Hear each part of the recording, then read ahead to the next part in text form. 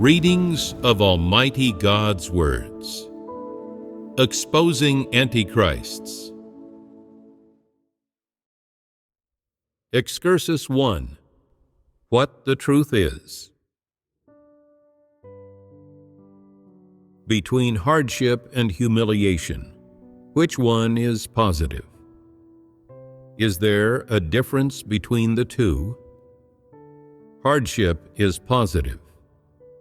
If you willingly accept judgment, chastisement, pruning, and willingly suffer this hardship, then your interpretation of this hardship will be, I should suffer this hardship. No matter what God does, even if I don't understand it, and it is hard for my heart to take, and I am negative and weak, everything He does is right. I have a corrupt disposition and should not reason with God. No matter how hard it is for my heart to take, it has been brought about by my own wrongs. God is not wrong. Everything God does is right. I deserve to suffer hardship. Who made me have corrupt disposition? Who made me resist God? Who made me do evil? Those things are not given to me by God. They are propelled by my own nature. I should suffer this hardship. Then is it a positive thing for people to suffer this hardship? If people understand it in a positive way and understand it from God, then this hardship is positive. However, suppose that they say, I can submit, but although I submit, I must still explain my reasoning clearly, and I must share what I think inside and what I do clearly. I can't just submit in such a cowardly and muddled fashion. Otherwise, I will die from keeping things pent up inside.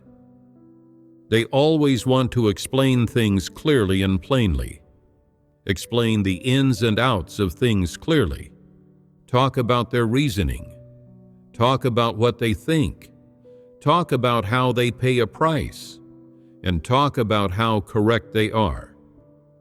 They are not willing to be a person who submits to God, to refrain from justifying themselves, defending themselves, or talking about their own reasoning.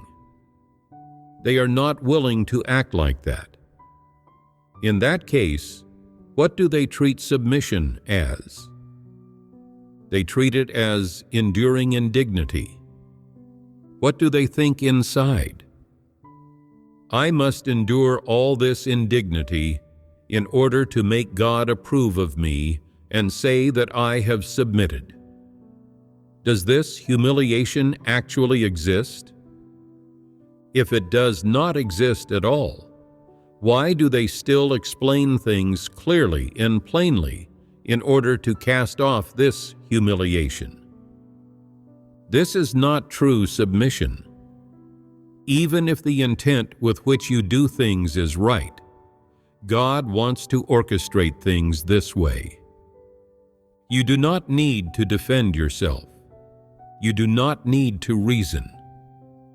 Did Job do things better than you or not? When Job was tried, if he reasoned and defended himself, would God have listened? No, He wouldn't have listened. This is a fact. Did Job know that God does not listen to people's defenses? Job didn't know, but Job did not defend himself. This was the stature he had. He truly submitted. What bad thing did Job do that God should treat him that way? He didn't do anything bad. God said Job feared Him and shunned evil, and was a perfect person. Speaking in the context of humiliation, God should not have made Job suffer those indignities, and should not have handed him over to Satan and let Satan tempt him and strip him of all his possessions. Looking at it in terms of the logic of people who do not submit, Job suffered hardship, and he suffered great indignity. And when he received those trials, he was enduring humiliation and bearing a heavy burden, in order to obtain even greater blessings from God after the fact. Was this true in fact? Was this how Job thought and practiced? How did he practice? How did he approach these trials? He did not need to endure, nor did he think he was suffering indignity. What did he think? God gave, and He has taken away. That's right. People come from God. God gave you life and gave you breath. You are wholly from God, so aren't all the things you obtain things God gave you? What do you have to brag about? Everything is given by God. So if God wants to take it away, what is there for you to reason about? When He gives something to you, you are happy. And when He does not give something to you, you are unhappy. Complain about God, ask for it from God, and fight with God. Whether God gives you something is up to God. There is nothing for people to reason about. Is this how Job acted? This is how Job acted. Was there a sense of injustice in his heart? No, there wasn't. Looking at it from the surface, Job had sufficient reason to call out injustice, make rationalizations, defend himself, set himself against God, and explain everything to God clearly and plainly.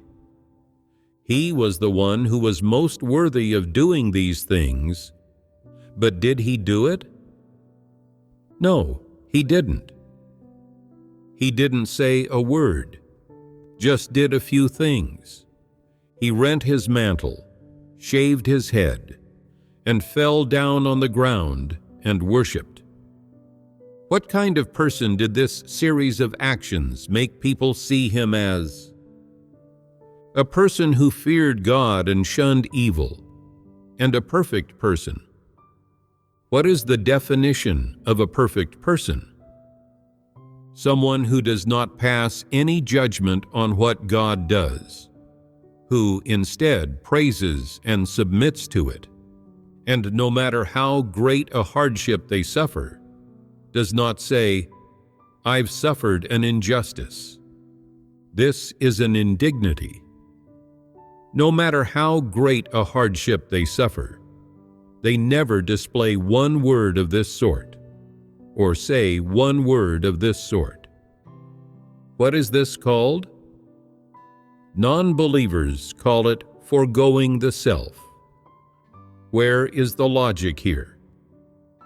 Is this what it is? Foregoing the self is a mental illness and is nonsense. No matter how big a matter Job encountered or how painful, he never reasoned with God or fought him. He just submitted.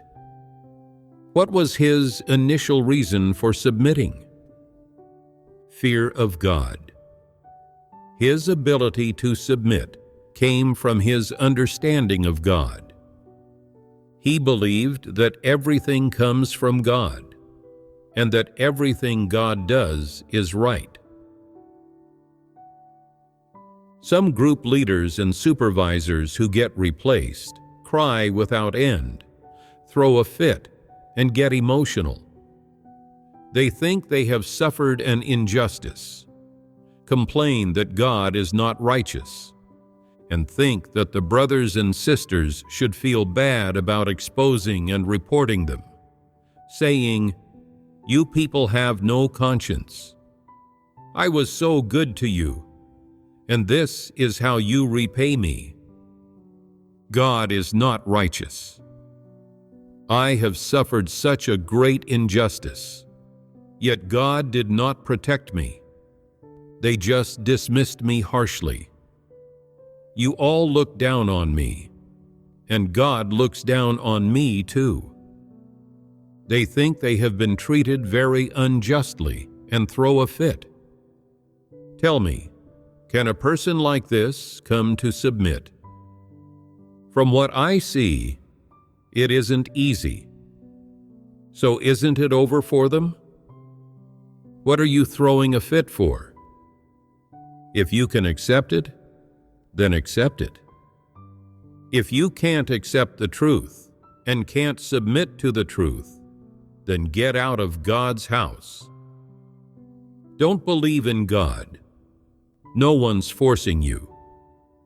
What injustice have you been subjected to? What are you throwing a fit for?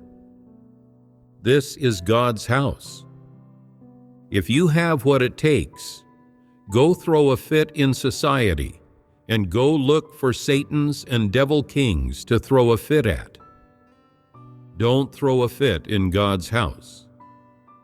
What's the big deal if you are dismissed as group leader? You can still live if you're not a group leader, can't you? You won't believe in God if you're not a group leader. Job suffered such great hardship, but what did he say? He didn't voice one word of complaint, and even praised God, saying, "Blessed be the name of Jehovah."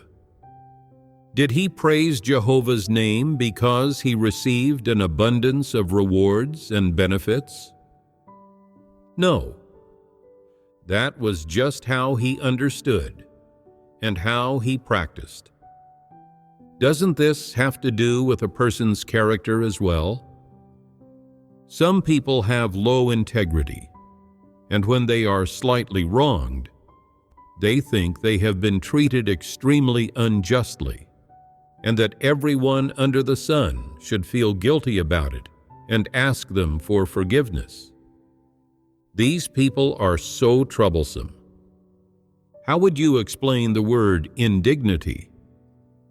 Suffering indignity is a common occurrence for non-believers, but in God's house, there is a different way of saying it. Suffering hardship and indignity in order to gain the truth is hardship that people should suffer. No matter whether they are pruned or replaced, people who understand the truth do not think of it as indignity. They think they deserve to suffer hardship and that people cannot submit to it because they have corrupt dispositions, but that is not indignity. Who truly suffers indignity? It is God who suffers indignity. God saves humankind, but people do not understand. Look, after God brought the Israelites out of Egypt, they worshipped idols. When they had nothing to eat, they complained about God, and God had to send down manna and other food to them. After a couple of good days, they paid no attention to God, but when they encountered difficulties, they sought Him out again. Wouldn't you say He suffered a great indignity? Doesn't the incarnate God suffer a great indignity when He is rejected by the ages? People are nothing and are capable of nothing. They enjoy so much grace given by God and enjoy so many truths provided by God, but they feel it is especially unjust when they suffer a bit of deserved hardship. What injustice do people suffer? There are some people who usually have quite a bit of metal, but when they suffer a bit of hardship, when brothers and sisters prune them, or someone says something unpleasant to them, or no one supports them or flatters them. They feel aggrieved, feel that they have suffered a great hardship and have been wronged, and complain, "You all look down on me, and no one pays attention to me. I am destined to be mistreated." What are you throwing a fit for? What use is it to say those things? Do any of those words accord with the truth? Then what does this amount to? Is this humiliation? You are incapable of seeing the hardship you deserve to suffer clearly, and do not accept it. You've listened to so many sermons, but do not understand how people should practice the truth, and how they should submit. You don't know any of this, and still think you have suffered some sort of great indignity. Aren't you being unreasonable? To people who accept God's salvation, does this indignity exist? Even if sometimes brothers and sisters are definitely treating you unjustly, how should you experience it? For example, there is $50 lying somewhere, and after you walk by it, it's gone, and everybody suspects you took it. What would you do? You would feel aggrieved and frustrated inside. Even though I'm poor, I still have a moral backbone. I still care about my dignity. I have never taken anything that belonged to somebody else. My hands are perfectly clean. You guys always look down on me, and I'm the first person you suspect when this happens. God has not clarified things on my behalf. It looks like He doesn't like me either. You throw a fit. Does this count as humiliation? So what should you do in this situation? If you took it, admit it, and promise you will never take anything again. If you didn't take it, say, "I didn't take it." God scrutinizes the innermost hearts of people. Whoever took that money knows it, and God knows it too. I won't say another word. You don't need to say, "You look down on me. You all want to pick on me." What use is it to say those things? Is it a good thing to say a lot of those sorts of things? No. Why not? If you say a lot of those sorts of things, it proves a fact. God is not in your heart. You do not believe in God, and you do not have true faith in God. When you tell the truth of the matter, God knows. He scrutinizes the innermost hearts of people, and scrutinizes everything people say and do. How other people want to see it is up to them.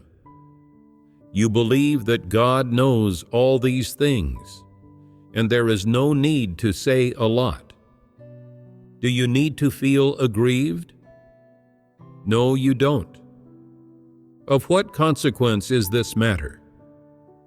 You feel you have suffered an injustice when you are defamed and judged for believing in God. But can you talk about it clearly?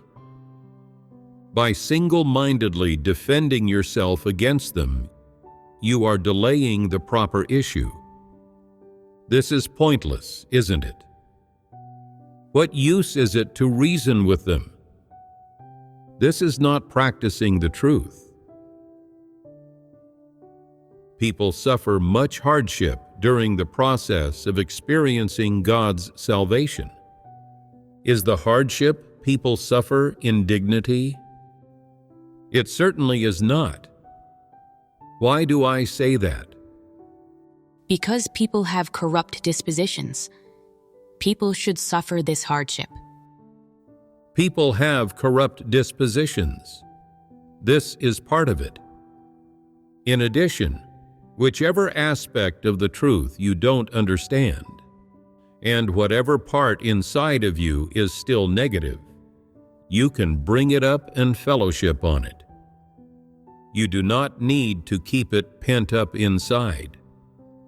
What is the goal of fellowship? To seek the truth, come to understand the truth, and resolve the problems that are inside. You don't need to keep them pent up inside you. You don't need to suffer indignity. You don't need to endure saying, "I don't understand, yet I'm still being made to submit.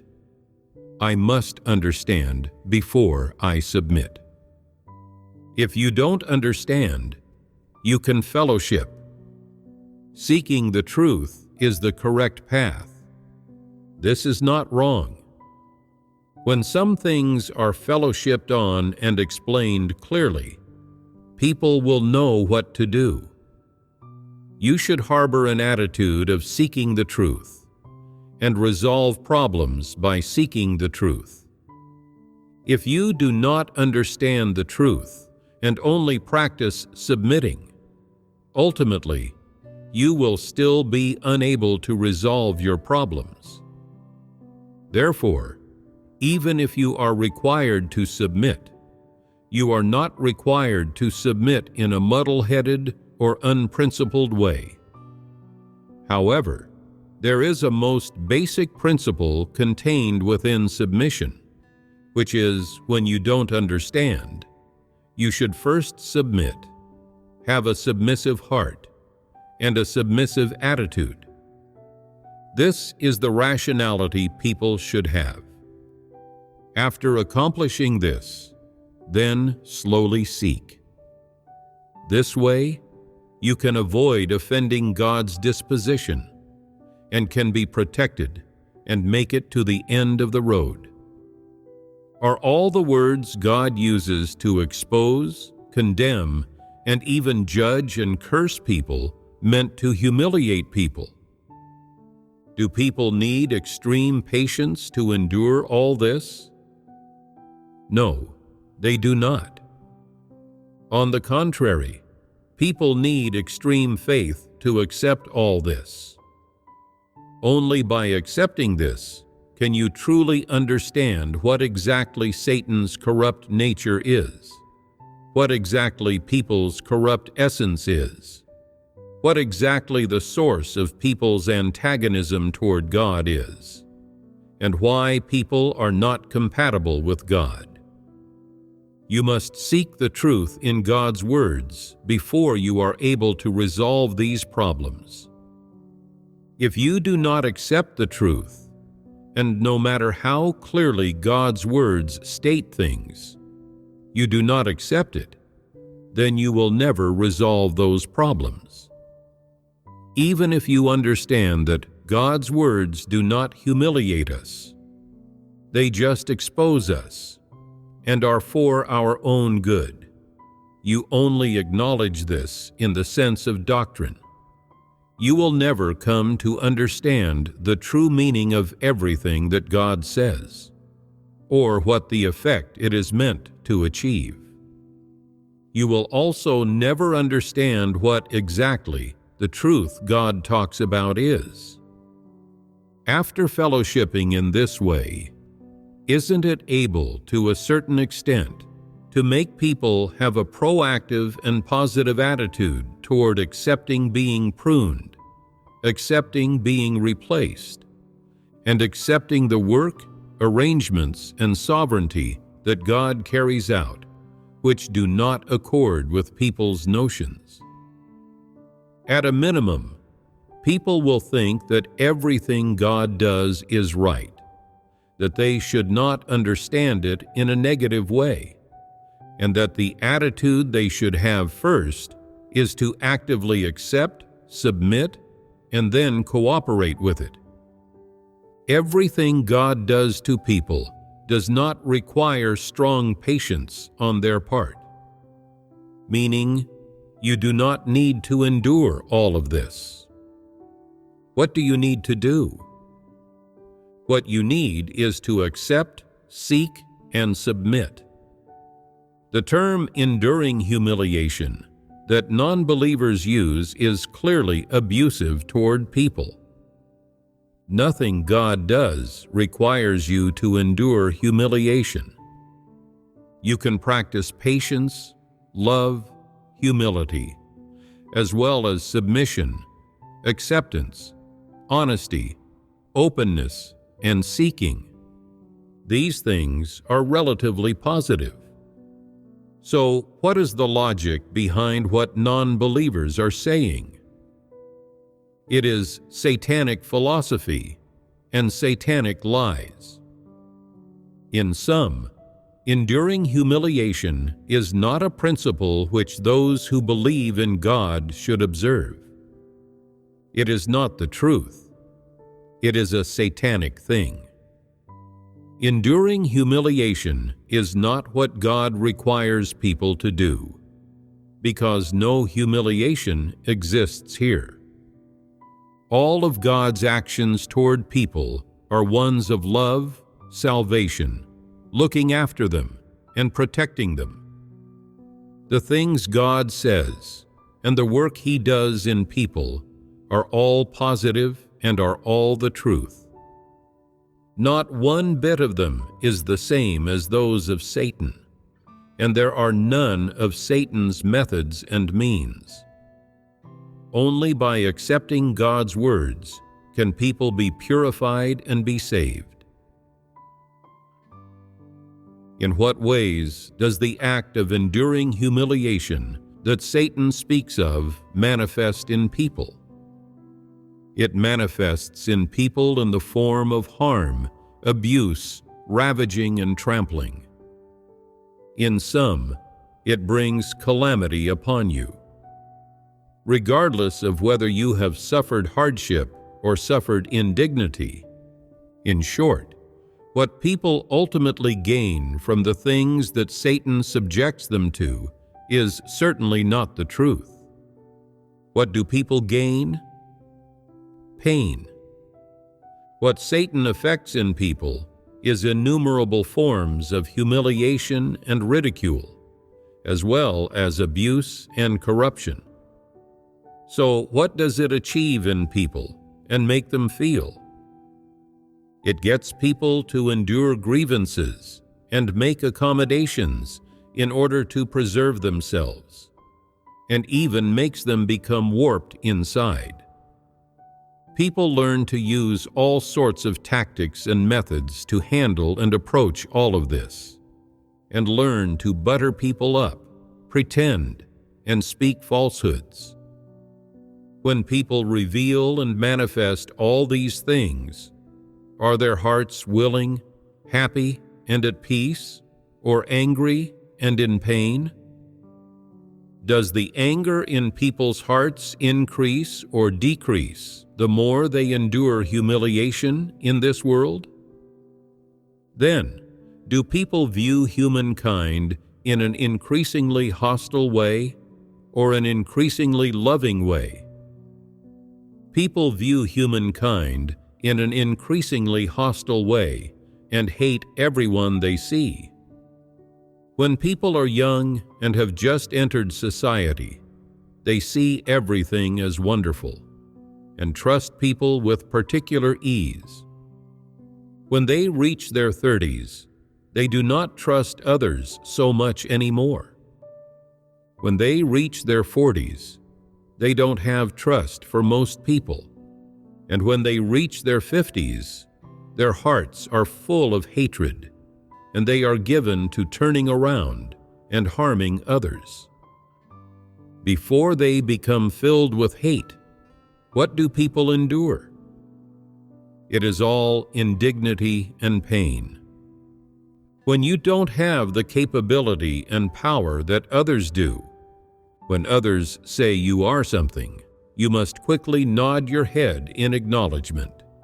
And when they curse you, you must listen. There is nothing you can do, but what do you think on the inside? One day when I have power, I will kill you with my own hands and wipe out 3 generations of your ancestry. The hate in your heart grows stronger and stronger. This is the consequence that enduring humiliation and bearing a heavy burden brings upon corrupt humankind. People think that enduring humiliation and bearing a heavy burden, which is praised and promoted by society, is a positive thing, and that it is a sort of mentality and way of thinking which enables people to work hard and strive to become stronger. So, why does it ultimately affect anger and hatred in people? Because it is not the truth. That's right. It produces this negative consequence because it is not the truth. What gives rise to generations of resentment and revenge killings in society and in gangs? After people suffer indignity, the hate in their hearts grows and they kill out of revenge. That's right. That is how killing out of revenge arises. Generation after generation, people brutally kill each other until humankind is destroyed by disaster. This is the consequence. Humankind has lived according to Satan's philosophies and logic, and gradually evolved until the present time under Satan's power. The relationship between people is increasingly twisted, increasingly distant, increasingly lacking in trust, and increasingly cold. What point has it reached now? It has reached the point where the hearts of 2 people who have nothing to do with each other are filled with mutual hatred and mutual hostility. In the past, neighbors were in frequent contact and often interacted with each other. But now, a person could be dead for 5 or 6 days, and their neighbor would not know. No one would check in on them. How did things get to this point? It got to this point because of this mutual hatred. You don't want others to be hostile to you, yet at the same time, you are hostile to others. This is a vicious cycle. It is a negative consequence and disaster brought upon humankind by Satan's laws. The views and impressions people have of others in their hearts are increasingly unfavorable, so they get better and better at enduring humiliation and bearing a heavy burden, and the anger and hatred in their hearts grow until they finally say, "It would be better if they were all dead and not a single one was living." Isn't everyone's heart full of this sort of hate? They wish this world would be destroyed as soon as possible. People are all bad to the bone. They deserve to be destroyed. You say other people are bad to the bone, but what about yourself? Can it be that you have truly changed? That you have attained salvation? At the same time as hating others for being bad to the bone, you should be better than them. If you are just as bad as the people of the world, then you have no reason.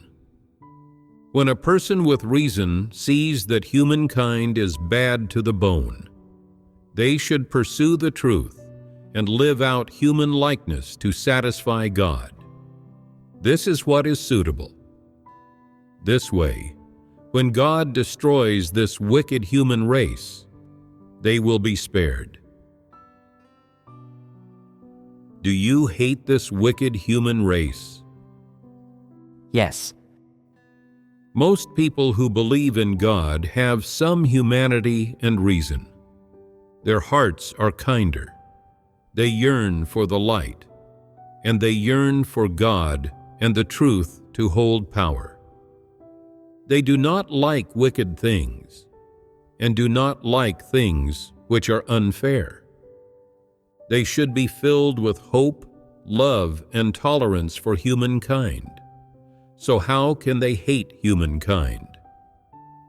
Some people say, thinking back to when I was in school, the teacher picked on me, but I didn't dare speak up about it. I just had to endure it. So I made up my mind to study hard and get into university in the future. I will show you all what I'm made of, and then I will be the one who picks on you. Some people say, thinking back to when I was working, formidable people in the company always picked on me, and I thought, just wait until the day I outperform you with my achievements. Then I will make your lives miserable. There are others who say, thinking back to when I was doing business, the vendor manager always swindled me, and I thought, when the day comes that I make a big fortune, I'll get back at you. No one's life is easy, and everyone has times when they are picked on. They have people who they hate inside and want to settle the score with them. This is what the world has come to. It is full of hatred and full of hostility. People's hostility toward each other is too extreme, and they cannot get along harmoniously and are not on amicable terms. This world will be finished soon. It has reached the end of the line. Everyone has heartbreaking stories inside them, from back when they were picked on by someone, somewhere, or back when they were picked on, looked down on, tricked, or harmed by others in some company, organization, or group of people. These things happen everywhere. What does this prove? It proves that humankind no longer has any people like Noah among them. Isn't that the case? Everyone's heart is full of wickedness and full of hostility toward the truth, toward positive things, and toward justice. People are already beyond saving. There is no person, no teaching, and no theory which can save humanity. This is the fact of the matter. Some people still hope. When will there be a world war? After the war, everyone who deserves to die will be dead, and the people who remain can have a fresh start. A new era will begin, and a new country will be established. Is this possible? No, it's not. Some people place their hope in all sorts of different religions, but now the sun is setting on every religion, and they are breathing their last. Every religion is rotten to the core and has a poor reputation. What do I mean by these words? They are meant to make people understand a fact. If God didn't use words and the truth to save humanity, the hatred and vicious disposition deep inside humans would only grow worse and worse, and more rampant. Ultimately, the only possibility for humankind would be for them to end in self-destruction from people brutally killing each other. At the present time, many people want to avoid this wicked human race and go live alone deep in the mountains and forests, or in a place with no trace of human life. What is the result of this? Humankind will no longer multiply, and there will not be a next generation. Humankind will go extinct after the present generation. There will be no descendants. Humankind's resistance to God is too severe, which stirred his rage early on. They will be finished before long. Why are there so many people who do not get married? Because they are afraid of being tricked, do not believe there are any good people anymore, and are filled with hostility toward marriage. Who should be blamed for this? Blame it on people being too deeply corrupted. Blame it on Satan and devils. And blame it on people willingly accepting corruption. You hate others, but are you really better than them? You don't have the truth, and hating others is of no use. If people don't have the truth and don't understand the truth, ultimately they will reach a dead end and fall into disaster and be destroyed. This is the end that they will meet. If God does not save humankind, there will be no one in corrupt humankind who can understand the truth.